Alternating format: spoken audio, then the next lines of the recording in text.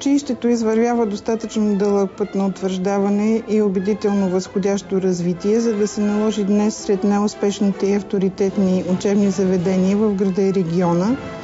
Историята му започва на 1 септември 1960 година като професионално училище по сградостроителство. Преломен момент в развитието му настъпва през учебната 96-97 година. Училището е преобразувано в техникум по строителство, започва модернизацията на материално-техническата му база и формирането на новата му визия като цяло. За учебната 2003-2004 година техникумът по строителство в град Монтана е преобразуван в професионална гимназия по строителство, архитектура и геодезия.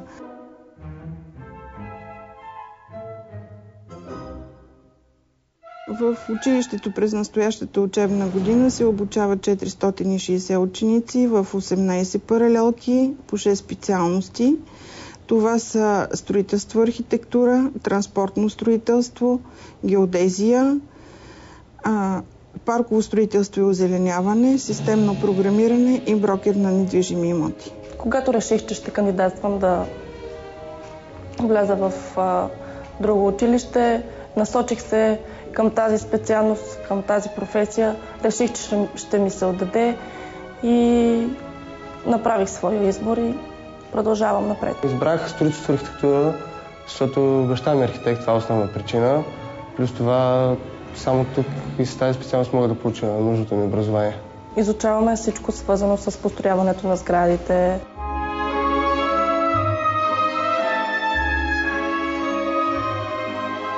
Най-търсената специалност на училището все още е традиционната, там където училището е най-силно. Това е строителство и архитектура. Казах, че училището е най-силно, защото имаме реализирани достатъчно брой специалисти, които показаха, че подготовката в тази специалност е добра. Търсейки добра пазарна позиция в предлагането на образователни услуги, бе реализирана паралелка системно програмиране за учебната 2010-2011 година, брокер на недвижими имоти. Но на този момент наистина интереса към специалността е голям.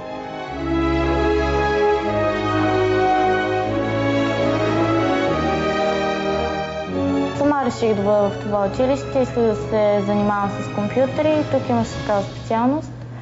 Харесва ми училището и затова дойдох да уча тук. Специалността я избрах, защото е нова и дойдох в това училище, защото е едно от най-хубавите.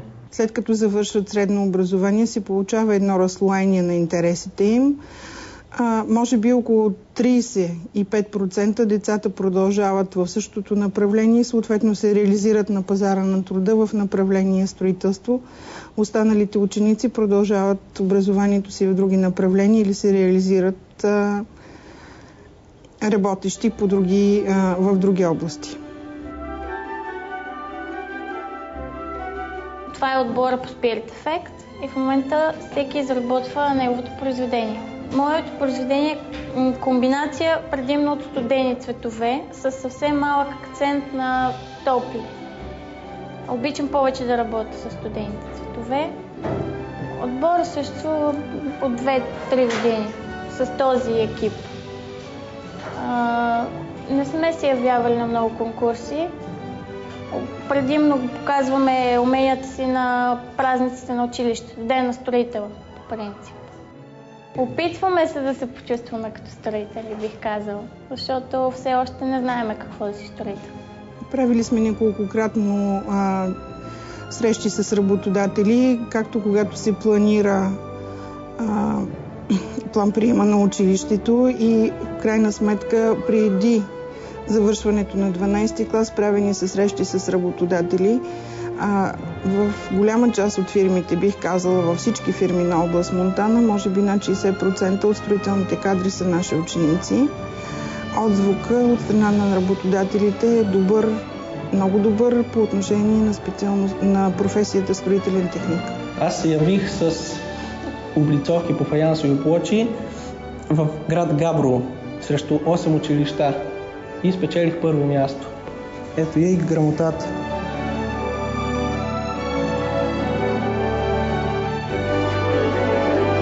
приемственост в нашето училище по отношение на учителската професия. От колеги казвам колеги, строителни инженери.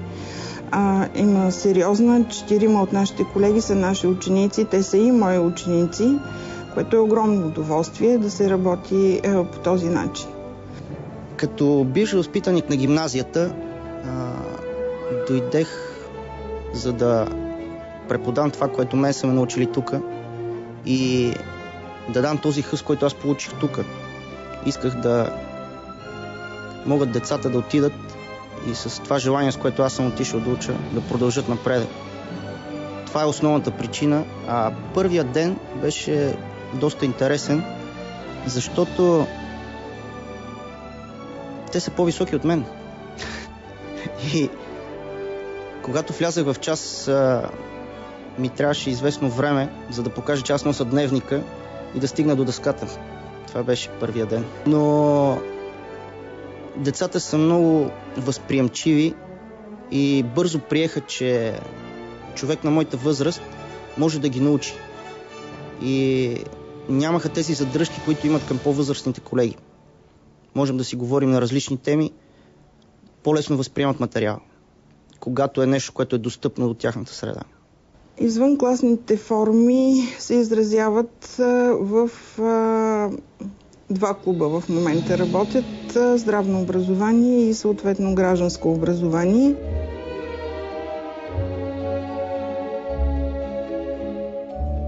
Ние сме от Клуб Здраве. Този клуб е сравнително нов за нашето училище. От 1 или 2 години се провежда. Какво правим в него? Сядаме в кръг, обсъждаме проблемите ни, обсъждаме странностите на хората.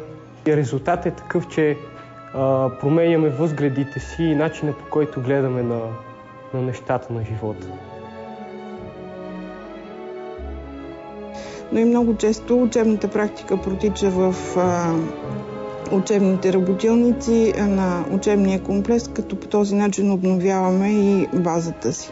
Тоест децата работят на реални работни места, с реални материали и реален продукт.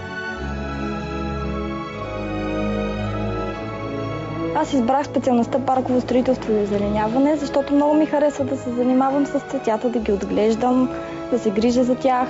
Аз сама го взимах това решение. Не съжалявам, че съм я записала тази специалност. В практика засаждаме цветя, залагаме резници, след това поливаме ги, грижим се за тях. Избрах специалността парково строителство и озеленяване, защото много обичам цветята и природата. Обичам градините и парковете и бих искала да се занимавам с такива, да се построят нови, за да почиват пълноценно хората. В случай 50-годишнината на гимназията, училището получи почетен знак на община Монтана. В условията на демографска криза, силна в област Монтана и силна конкуренция в системата на образованието, все още запазваме стабилност по отношение показателя брой ученици. Искам да продължа да уча геодезия, искам да стана геодезист в бъдеще. Харесва ми това, че изисква се прецизност, изисква се отговорност.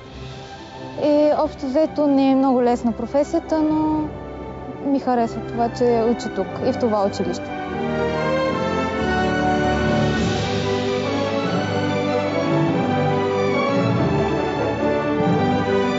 Истината е, че училището ми дава много. Ежедневният контакт с децата, точно във възраст, когато те се формират като личности, носи много положителна емоция. Приятелството, взаимодействието с колегите, усещането, че правим нещо за развитието на училището, също допренася за мотивацията ми. Работата на училищния директор е предизвикателство, отговорност е, но контакта с децата, тяхната реализация носи винаги удовлетворение. Започнах трудовата си кариера именно в това училище, въодушевена.